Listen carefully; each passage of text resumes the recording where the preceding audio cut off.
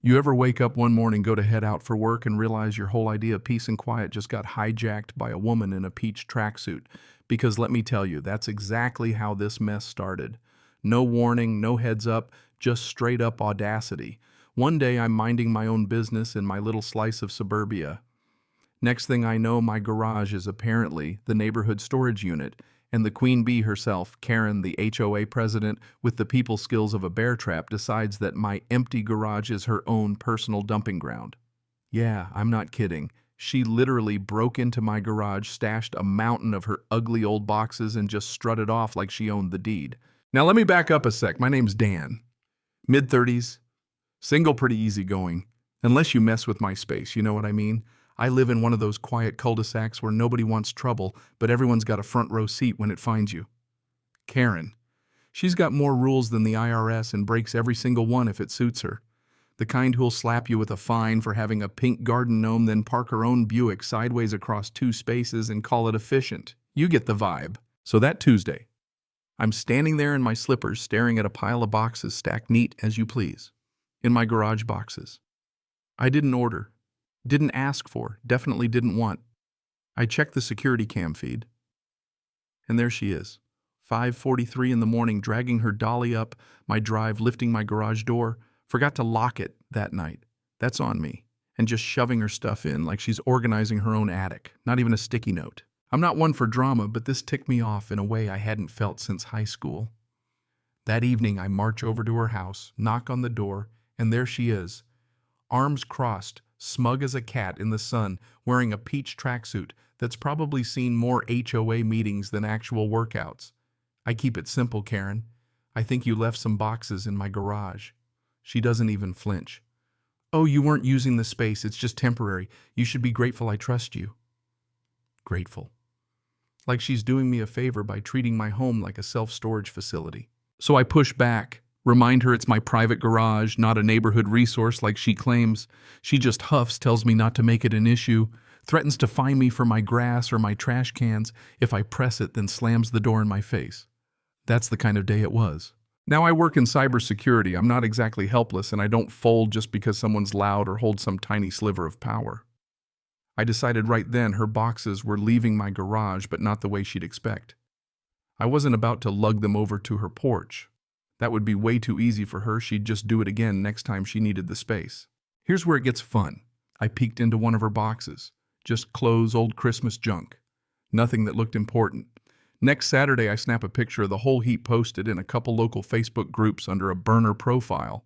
Free boxes, take what you want, 115. Meadowcrest Drive today, only. First come, first served. I left the garage door unlocked, parked my car a block away, and watched the action unfold on my phone over a hot cup of coffee. Within half an hour, some lady in a minivan rolls up, opens the garage, does a happy little hop, starts loading boxes like it's Black Friday at Target. Then a Prius pulls up, then another car. By 2 o'clock, it's all gone. Every last box. I swung by, checked the place locked up tight, and just waited. Sure enough, around 4:30 that afternoon, there's a furious pounding at my door. It's Karen, face red, nostrils flaring, voice about an octave higher than usual. Where are my boxes? I just blink and give her the most clueless look I can manage. What boxes? She starts to unravel. Says she knows I know. I shrug. Karen, you said it was temporary and they're not there anymore. I figured you took them back. Now she's accusing me of theft, threatening to have me kicked out of the neighborhood, claiming those boxes were worth a fortune. I almost laugh. Pretty sure you're out some Christmas ornaments and some threadbare sweaters, Karen. Then she tries the intimidation card, says if I don't make things right, she'll fine me into oblivion. But I'm ready for that too. You really want to push this, I tell her, because I've got your little 5:43 a.m. visit on camera. Security footage, standard practice these days, already backed up and sent to my lawyer just in case. She goes pale, mumbles something about slander, and storms off.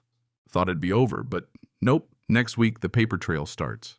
I get a warning letter about my mailbox being an inch too short, then one about a clover patch on my lawn, then an official citation for an unapproved garden hose. She's throwing the book at me, one petty rule at a time. What she didn't count on is that I document everything.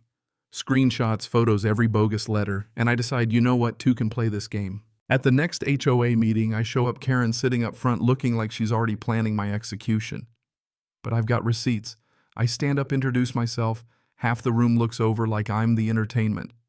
I walk through every step, her break in the threats, the paper harassment, keep it calm, keep it tight, then end with a line that honestly I wish I'd recorded for posterity. This isn't about some boxes. It's about an HOA president who thinks the rules don't apply to her. If you let this slide today, what stops her from doing it to you tomorrow? Room goes dead silent. Then Marcia, the vice president, she's this retired teacher who's got no patience for nonsense, asked to see the footage. Karen's yelling about privacy and slander, but I play the tape, her on camera, daylight, and all rolling my garage door up and stacking her boxes like she owns the place. The board looks pretty shaken. Before the meeting's even over, they vote to suspend her while they investigate. 3 weeks later, Karen's out as president, done, finished, dethroned. The new president, Marcia, swings by my house a few days later, actually apologizes face-to-face for all the drama. Voids every single bogus citation. Says I can keep my clover patch, my mailbox, my garden hose. Heck, maybe even add a gnome if I want. Karen, meanwhile, tries to run again. The next year gets exactly 0 votes, fades into neighborhood legend. Now, every so often, I'll see her walking her little yappy dog past my driveway, never looking up, acting like I don't exist. Sometimes I wave, she never does. But we both know how it went down. And honestly, if there's one thing I've learned from all this, it's that a little creativity can go a long way when someone tries to walk all over you. You just gotta be willing to push back even when it's uncomfortable. So let me ask, was I in the right here, or did I go too far? Would you have done the same, or let Karen have her way? Drop your thoughts in the comments, because when it comes to standing up for yourself, I figure there's no one-size-fits-all. Some folks might call it petty. I call it justice.